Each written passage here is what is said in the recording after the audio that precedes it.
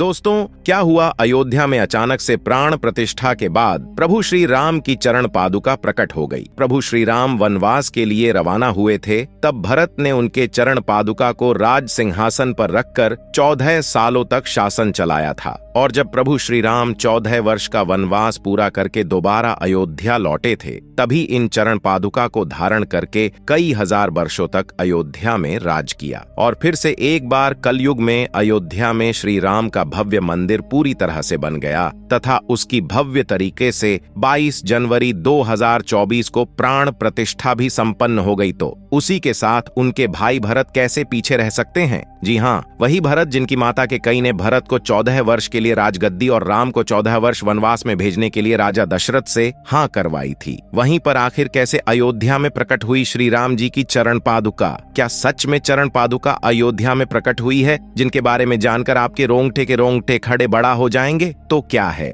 पूरी सच्चाई जानने के लिए वीडियो के एंड तक बने रहिए। वहीं पर अगर आप भी सच्चे राम भक्त हैं तो कमेंट में जय श्री राम लिखकर चैनल को सब्सक्राइब कर लीजिए। तो चलिए अब आप भी जान लीजिए। राम मंदिर अयोध्या में राम लल्ला की प्राण प्रतिष्ठा के एक दिन बाद राम मंदिर के द्वार खुलते ही 7 लाख से अधिक भक्त श्रद्धालु राजनेता वहां पहुंचे हुए। सुबह के टाइम पर मंदिर में भीड़ बहुत जाना हो गई, जिसमें भक्तों में भगदड़ हलचल सी मच गई। वहीं मंदिर में तैनात 10,000 पुलिसकर्मी ने भीड़ को काबू में किया और सभी को लाइन में लगाकर प्रभु के एक एक करके दर्शन करने चालू कराए। प्रतिष्ठा समारोह से पहले 8 लाख से अधिक भक्त अयोध्या पहुंच गए थे और धर्मशालाओं में रह रहे थे। कुछ लोगों ने खुले आसमान के नीचे रात बिताई। उनका लक्ष्य था रामलला की प्राण प्रतिष्ठा के बाद पहली सुबह मंदिर के द्वार खुलते ही प्रवेश करना था। 23 जनवरी को राम मंदिर के दरवाजे आम श्रद्धालुओं के खुलते ही लोगों की इस भीड़ में एक शख्स ऐसा भी था जिसने अपने सर पर दिव्य चरण पादुकाएं उठा रखी थीं।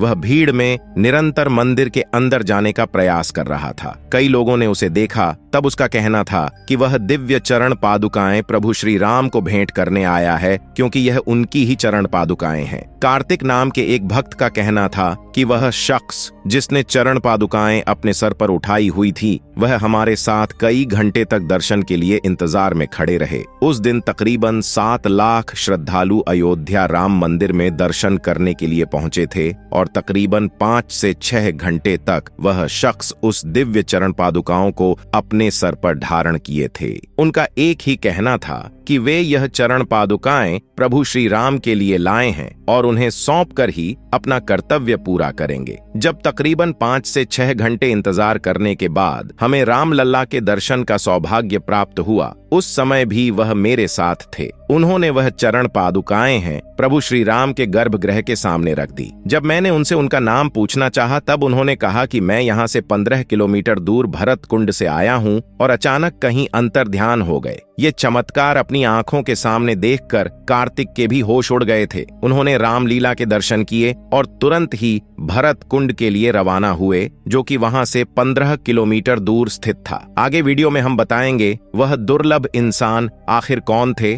और भरत कुंड पर पुनः कैसे कार्तिक की उनके साथ मुलाकात हुई। लेकिन उससे पहले हम भरत कुंड के अस्तित्व को अच्छी तरह से जान लेते हैं। पवित्र नगरी अयोध्या में एक तरफ भव्य राम मंदिर बन रहा है, तो दूसरी तरफ राजा राम के अनुज भरत की तपोस्थली नंदीग्राम के भरत कुंड की भी चर्चा तेज है। त्रेता युग में भगवान राम का राज्याभिषेक हुआ था, तो इसी भरत कुंड से पवित्र तीर्थ का जल डाला गया था और इसी स्थान पर तप करते हुए भरत ने प्रभु श्री राम का इंतजार किया था। भरत ने 14 साल अपने भाई राम की प्रतीक्षा ने तपस्या की थी। माना जाता है भरत ने यह सोचकर कि जब उनके राम वनवास में हैं और जमीन पर चलेंगे और वहीं सोएंगे, तो भरत कैसे अपने बड़े भाई के जैसा जीवन व्यतीत कर सकते हैं। यह सोचकर उन्होंने यहाँ एक गुफा बनाई जो जमीन से लगभग 8 सीढ़ी नीचे है। यहीं उन्होंने 14 साल तप किया। जब 14 वर्ष के वनवास के लिए राजपाट छोड़कर चले, तो भरत उनको मनाने गए। मर्यादा पुरुषोत्तम श्री राम अपने पिता के वचन से बंधे थे, लौटना स्वीकार नहीं किया, लेकिन भरत के अनुरोध पर अपनी चरण पादुका उनको सौंप दी।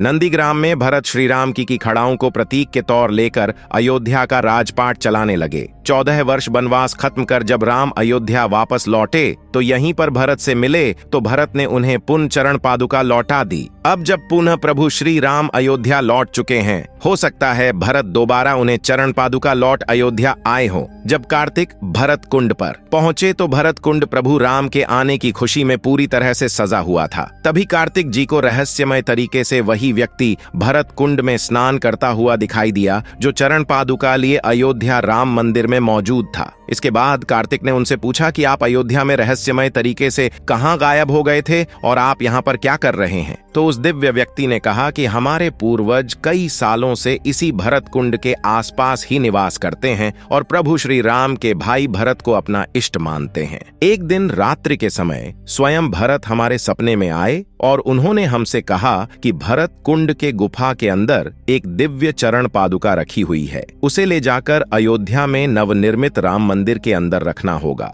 वहां प्रभु श्री राम अपना राज्य सिंहासन संभालेंगे। जब हमारी आंखें खुली तो स्वप्न अनुसार अपने राजा का आदेश मानते हुए हम उस चरण पादुका को अपने सर पर रखकर अयोध्या धाम के लिए रवाना हुए और जब राम मंदिर आम श्रद्धालुओं के लिए खुल गया तब हमने वह दिव्य चरण पादुकाएं प्रभु श्री राम को समर्पित कर दी। अयोध्या में दिन प्रतिदिन ऐसे कई दिव्य चमत्कार लगातार हो रहे हैं। हाल ही में 22 जनवरी 2024 को अयोध्या के भव्य राम मंदिर में भगवान राम लल्ला की प्राण प्रतिष्ठा हुई। इसके अगले ही दिन लाखों लोग अपने आराध्य के दर्शन को उमड़ पड़े। इसी दौरान एक बंदर भी गर्भगृह में प्रवेश कर गया। श्री राम जन्मभूमि तीर्थ क्षेत्र ट्रस्ट ने ट्विटर पर इसके बारे में जानकारी साझा करते हुए कहा है कि वहां तैनात सुरक्षा कर्मियों का कहना है यह हमारे लिए ऐसा ही है मानो स्वयं हनुमान जी राम लल्ला के दर्शन करने आए हों। यह घटना 23 जनवरी को शाम के करीब 5 बजे की है। उस समय तक करीब 4 लाख भक्त राम लल्ला का दर्शन कर चुके थे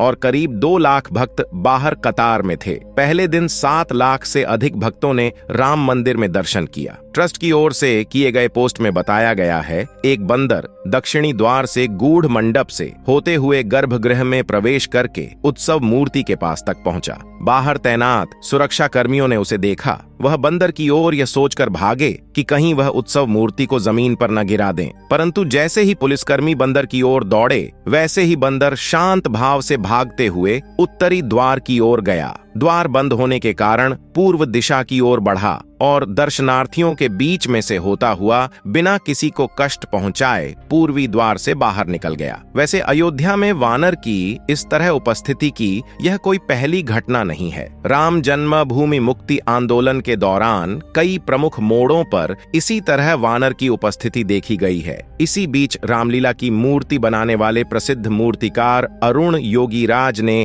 एक ऐसे चमत्कार के बारे में बताया जिसे उन्होंने खुद मूर्ति बनाते वक्त महसूस किया। राम मंदिर प्रतिमा निर्माण करने वाले कर्नाटक के मशहूर मूर्तिकार अरुण योगीराज ने ऐसी बात कही है जिस पर आप भी हैरान हो जाएंगे। उन्होंने कहा है कि नवनिर्मित राम मंदिर के गर्भगृह में जो मूर्ति लगाई गई है वह उन्होंने नहीं बनाई। दरअसल वे बात को अलग तरीके से कह रहे हैं। उन्होंने कहा कि गर्भगृह के बाहर तक उनकी मूर्ति की छवि अलग थी, लेकिन जैसे ही मूर्ति को गर्भगृह में प्रवेश कराया गया उसकी आभा ही बदल गई। इसे मैंने भी महसूस किया। मैंने गर्भगृह में अपने साथ मौजूद लोगों को भी इस संबंध में कहा था कि यह दैवीय चमत्कार है या कुछ और, लेकिन मूर्ति में बदलाव हो गया था। एक टीवी चैनल को दिए गए इंटरव्यू में अरुण योगीराज ने कहा कि मेरे पूर्वजों की 300 सालों की तपस्या का यह परिणाम है। मुझे शायद ईश्वर ने इसी कार्य के लिए धरती पर भेजा था। मैं इस जन्म में भगवान श्री राम लल्ला की मूर्ति बनाऊं। अरुण योगीराज ने एक बड़ा रोचक चमत्कार भी सुनाया। उन्होंने कहा कि हम जब मूर्ति का निर्माण कर रहे थे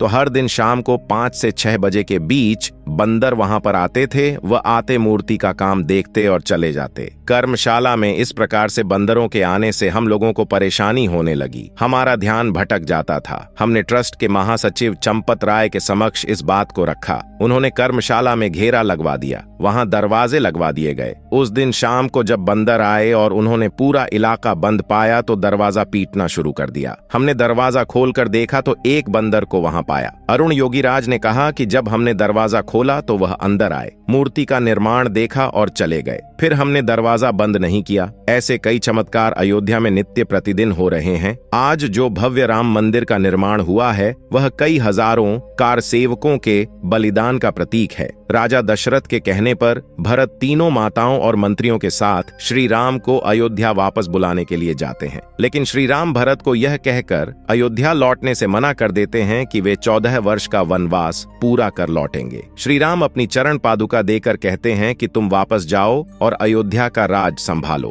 भरत बड़े भाई की आज्ञा मानकर अयोध्या लौट आते हैं। इधर श्री राम वन में आगे की ओर बढ़ते हैं। राम पंचवटी में कुटिया बनाकर रहते हैं। शूर्पणखा की नजर भगवान श्री राम पर पड़ती है। वह शादी का प्रस्ताव रखती है। श्री राम मना करते हैं। यह सुनकर शूर्पणखा सीता पर हमला करती है। लक्ष्मण शूर्पणखा की नाक और कान काट देते हैं। भरत रामायण के अनुसार राजा दशरथ के दूसरे पुत्र थे। उनकी माता कैकेयी थी। वे राम जी के भाई और गरुण के अवतार थे। लक्ष्मण और शत्रुघ्न इनके अन्य भाई थे। परंपरा के अनुसार राम राजा दशरथ के सबसे बड़े पुत्र थे। भरत के 2 बेटे थे, तक्ष और पुष्कल। भरत की पत्नी का नाम मांडवी था, जो कुशध्वज की बेटी थी। रामायण में भरत को धर्म से प्रस्तुत किया है। भरत को सुदर्शन चक्र का अवतार भी माना गया है, जबकि उसके भाई राम को विष्णु का अवतार कहा गया है। केरल में भरत के कुछ मंदिर है जो कुंडलमणिक्यम मंदिर के नाम से जाना जाता है। भरत का संस्कृत भाषा में मतलब होता है एक जो बनाए रखता है। जब भरत के भाई राम को खुद उसकी सौतेली माँ यानी भरत की इकलौती माँ कैकेयी के वचन के अनुसार 14 वर्ष वनवास भोगने के लिए जाना पड़ा। भरत अपनी माँ पर काफी नाराज हो गए और अपने भाई राम, लक्ष्मण और सीता के वनवास को खत्म के लिए गए चित्रकूट धाम गए और राम को अयोध्या के सिंहासन पर विराजने का प्रस्ताव दिया, लेकिन राम माने नहीं। उन्होंने कहा कि ये विधि का विधान है और अपने पिता का दिया वादा नहीं तोड़ेंगे। भरत जब समझ चुके थे कि राम अपने वादे से पीछे नहीं हटेंगे, तो उन्होंने राम से दृढ़ता पूर्वक निवेदन किया कि वो अपनी चरण पादुका उन्हें दे, जिसे वो सिंहासन पर उसे प्रस्थापित करेंगे जब तक कि वनवास खत्म ना हो जाए। तो मित्रों, राम मंदिर से जुड़ी जानकारी आप सभी लोगों को कैसी लगी? अगर आप भी सच्चे राम भक्त हैं और राम मंदिर बनने से बहुत खुश हैं, तो कमेंट में जय श्री राम हनुमान लिखकर चैनल को सब्सक्राइब कर लीजिए, वीडियो को लाइक कर दीजिए। मिलते हैं हम एक और नई जानकारी के साथ। तब तक के लिए हमारी तरफ से आप सभी लोगों को जय श्री राम।